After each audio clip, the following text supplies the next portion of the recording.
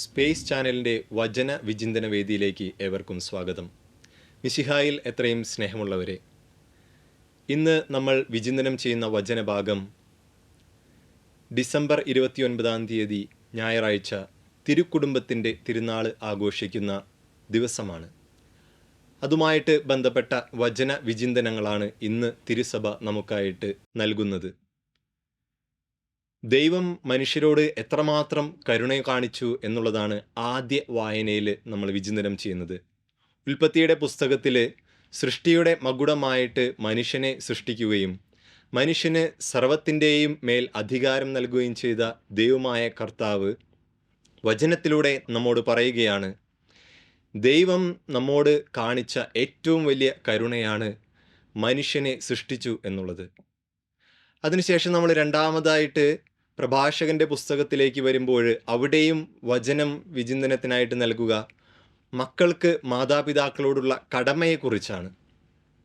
മാതാപിതാക്കളും മക്കളും തമ്മിലുള്ള ബന്ധത്തിൽ എത്രമാത്രം ബഹുമാനം നമ്മൾ മാതാപിതാക്കൾക്ക് നൽകണമെന്ന് ദൈവവചനത്തിലൂടെ കർത്താവ് നമ്മോട് സംസാരിക്കുകയാണ്. മാതാപിതാക്കന്മാരുടെ അനുഗ്രഹം നമ്മുടെ കുടുംബത്തിൻ്റെ ഐശ്വര്യമാണെന്ന് ദൈവമായ കർത്താവ് നമ്മോട് പറഞ്ഞു വയ്ക്കുകയാണ്. ലേഖന ഭാഗത്തിലേക്ക് വരുമ്പോൾ കൊളോസ്യർക്ക് എഴുതിയ ലേഖനത്തിൽ നിന്ന് നമ്മൾ വിചിന്തനം ചെയ്യുമ്പോൾ അവിടെയും കാണുന്നത് ഭാര്യ ഭർത്താക്കന്മാർ തമ്മിലുള്ള ബന്ധത്തെക്കുറിച്ചാണ്. പ്രിയമുള്ളവരെ, ഞാൻ ആദ്യം സൂചിപ്പിച്ചതുപോലെ ഇന്ന് തിരുക്കുടുംബത്തിൻ്റെ തിരുനാൾ ആഘോഷിക്കുന്ന ദിവസമാണ്. ക്രിസ്തുമസ് കഴിഞ്ഞു വരുന്ന ഞായറാഴ്ച തിരുക്കുടുംബത്തിൻ്റെ തിരുനാൾ തിരുസഭയിൽ ആഘോഷിക്കുകയാണ്. ഇത് കുടുംബങ്ങളുടെ ഒരു ആഘോഷമാണ്, കുടുംബങ്ങളുടെ തിരുനാളാണ്. എല്ലാ കുടുംബജീവിതം നയിക്കുന്നവർക്കും ഒത്തിരി സ്നേഹത്തോടുകൂടി ഈ തിരുനാളിൻ്റെ ആശംസകളും പ്രാർത്ഥനകളും ദൈവാനുഗ്രഹവും നേരുകയാണ്. എങ്ങനെയാണ് കുടുംബങ്ങൾ തിരുക്കുടുംബമായിട്ട് മാറുക?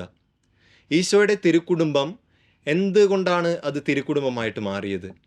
ഈശോയിൽ സ്നേഹമുള്ളവരെ, അവിടെ മാതാവും യൗസേപ്പിതാവും ഈശോയും കൂടി ചേർന്നപ്പോൾ അത് തിരുക്കുടുംബമായിട്ട് മാറുകയാണ്. നാം എല്ലാവരും കുടുംബങ്ങളിൽ ജനിച്ചവരാണ്.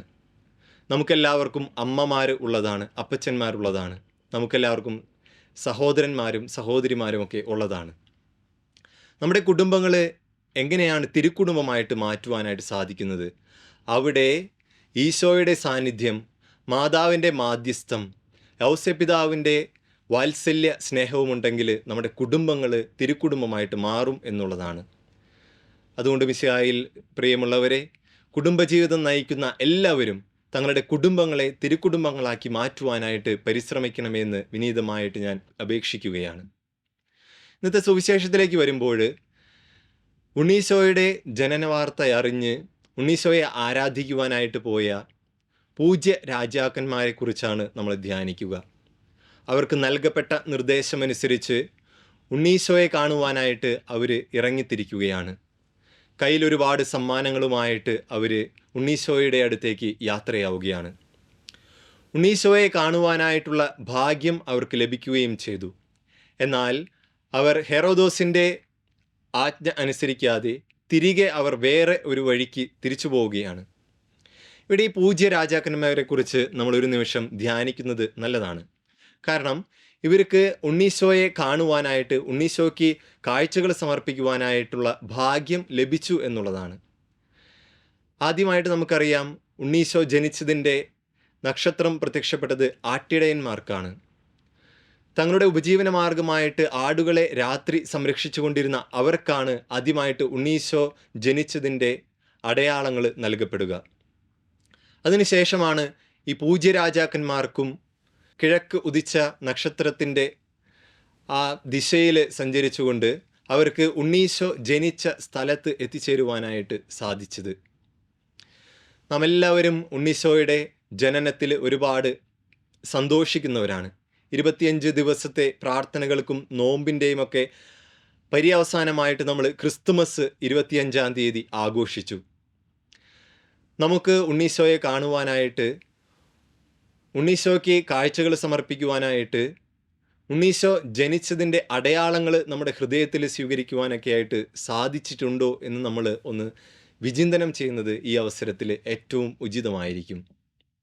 മിശിഹായിൽ പ്രിയമുള്ളവരെ, തിരുക്കുടുംബമാക്കി നമ്മുടെ കുടുംബങ്ങളെ മാറ്റുവാനായിട്ട് തിരുഹൃദയങ്ങളാക്കി നമ്മുടെ ഹൃദയങ്ങളെ മാറ്റുവാനായിട്ട് ഉണ്ണീശോ നമ്മുടെ ഹൃദയത്തിലും നമ്മുടെ കുടുംബങ്ങളിലും വന്ന് പിറക്കട്ടെ എന്ന് പ്രത്യേകമായിട്ട് നമുക്ക് പ്രാർത്ഥിക്കാം.